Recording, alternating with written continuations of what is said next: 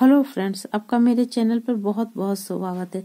Semester friend, ये BA semester 4 का question है और ये पेपर है physical health and yoga education. इस पे ये क्वेश्चन ये इसी पेपर का क्वेश्चन है और ये एक्स्ट्रा सब्जेक्ट में आता है। तो फ्रेंड, आप जो लेना चाहें, किसी बच्चे ने यही सब्जेक्ट लिया है तो आप आइए इसे एक बार देखते हैं कि 2023 में बीएड सेमेस्टर 4 में क्या क्या क्वेश्चन पूछे गए हैं। तो आइए ऑब्जेक्टिव से शुरू करते हैं। फ्रेंड, ये ऑब्जेक्टिव का क्वेश्चन है, आप इसे एक बार देखें। किस पोषक तत्व को हमारे शरीर के निर्माण तत्व खंड कहते हैं? तो जो इसमें उचित लगे आप इसे मारें, मैं कंफर्म नहीं बता सकती। प्रोटीन मुझे सही लग रहा है, ये सही मारा हुआ है। किस विटामिन की कमी की रक्त स्कंद में समस्या आती है?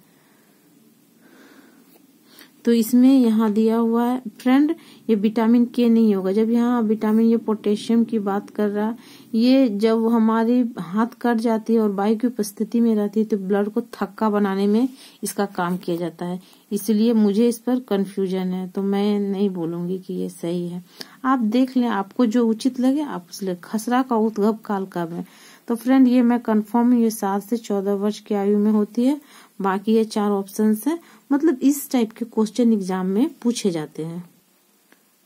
फ्रेंड, ये भी ऑब्जेक्टिव क्वेश्चन है। फ्रेंड, किस प्रकार का प्रदूषण विभिन्न श्वसन रोग का कारण है? तो फ्रेंड, वायु प्रदूषण से श्वसन रोग होती है, सांस लेने में, जैसे दम्मा, अस्थमा हो गया, इस टाइप की बीमारी वायु प्रदूषण से होता है। जो कारखाने से धुएं निकलते हैं, घर में बहुत लोग चूल्हा जला देते हैं तो अजीब सा धुआं लगता है, आसपास से गुजरेंगे ना तो लगेगा सांस लेने में काफी तकलीफ हो रही है, तो वायु पॉल्यूशन इसका होगा। और इसमें ई नंबर में दिया हुआ आसान विकृति, ये विकृति के बारे में बता रहा है, जिसमें रीढ़ की हड्डी का ऊपरी भाग असामान्य रूप से आगे झुका हुआ रहता है। तो एक यहाँ ऑप्शन दिया है और 3 ऑप्शन यहाँ दिया हुआ है। तीसरा ऑप्शन मुझे गलत लग रहा है, ये सही नहीं। फ्रेंड, आप इसे देखकर खुद से बनाने की कोशिश करें। मैं चाहूँ ना तो बता सकती हूँ, मैं इसलिए नहीं बता रही ताकि आप खुद ही इसे खोजकर प्रैक्टिस करें। फ्रेंड, ये ग्रुप बी का क्वेश्चन है, ये सब्जेक्टिव क्वेश्चन है। आइए देखते हैं। रक्त प्रभाव के प्राथमिक उपचार को लिखें। हमारा जब हाथ कट जाता है या बहुत ज्यादा फट जाता है या चोट लग जाता है तो हम प्राथमिक उपचार में किन किन चीजों का उपयोग करते हैं उसके बारे में पूछा गया है। छात्रों के लिए शारीरिक तंदुरुस्ती क्यों महत्वपूर्ण है? फ्रेंड, अगर आप शारीरिक रूप से स्वस्थ नहीं रहेंगे तो शायद आपको पढ़ने में मन नहीं लगेगा। आपकी शरीर ठीक नहीं रहेगी तो आप कैसे पढ़ पाओगे? आपका दिमाग अब कंट्रोल में नहीं रहेगा, सबकॉन्शियस माइंड काम नहीं करेगा। तो शरीर में चुस्त दुरुस्त रहना छात्रों के लिए बहुत जरूरी है।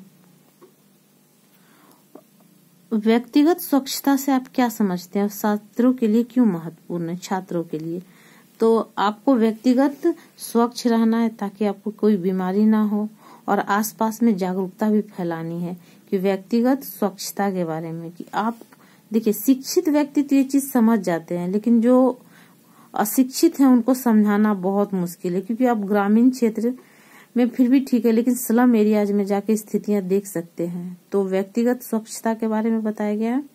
संतुलित आहार, संतुलित आहार में क्या क्या होगा? विटामिन, प्रोटीन, कार्बोहाइड्रेट, इन सब चीजों के बारे में। फ्रेंड, ये भी सब्जेक्टिव क्वेश्चन है। आइए देखते हैं ग्रुप सी का। प्रदूषण को परिभाषित करें। विभिन्न प्रकार के प्रदूषणों के कारण तथा प्रभावों को लिखें। तो फ्रेंड, प्रदूषण को प्रभावित करे तो प्रदूषण जो अवशिष्ट पदार्थ होते हैं प्रदूषण कहते हैं।